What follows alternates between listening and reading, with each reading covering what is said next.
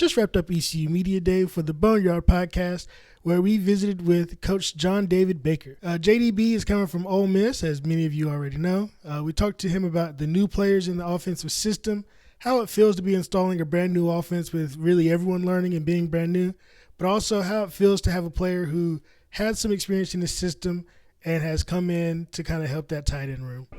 And we've talked to a lot of guys on offense so far here today, and one of the things that keeps coming up, and you said fast and furious earlier about your transition, but it seems like that's the offense, and we know that already. But talk about installing a new offense, bringing in two new quarterbacks, and I mean a handful of wide receivers, really.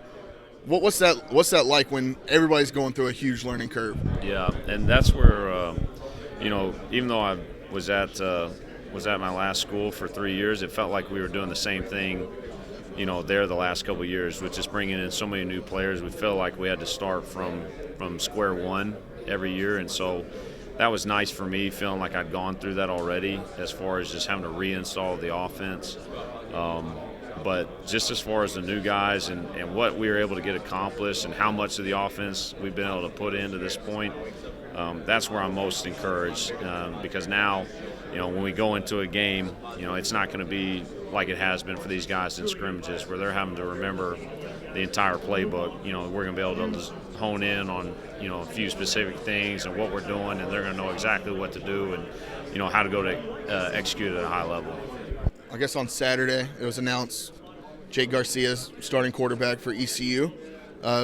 What was that conversation like with the two quarterbacks going into it, and then how did that all play out, and what led you to that decision?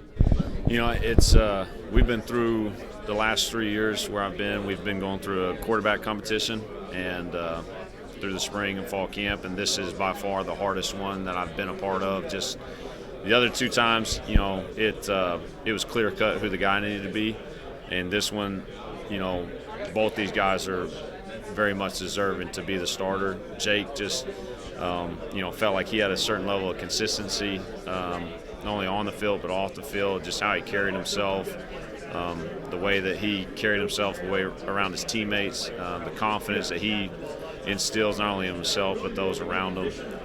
And that's what it's all about at the position. You got to make the guys around you better, and feel like he did a great job at doing that. So it was hard. It was a hard conversation because, for me personally, I got a personal relationship with both these guys, and I want it for both of them because I want to see them succeed. But at the end of the day, you got to pick a guy and you got to roll with them. And, we felt more than confident in Jake, and, still feel more than confident in Caden that if he could go out there, he could go execute at the same high level. You bring in two new tight ends into the fold this year. Seems like that may be a position that we look at quite a bit. Talk to me about that tight end room. Yeah, so it's just biggest thing was just adding depth to the room, because just how important that position is to the offense. With any offense, obviously the quarterback is the most important thing. But for us and what we do, how we operate, that position is right up there. Just all the things we ask them to do. But for me to have two guys to add to the room that have played in the offense that I knew personally, that made it that much sweeter, just because they can now, especially Casey Kelly, and we call him Coach Kelly because he's out there. He can teach those guys better than I can, and so being able to add those guys to the room, it was the depth we needed, but also you got some really, really skilled players added to the room. For sure. Thanks, Coach.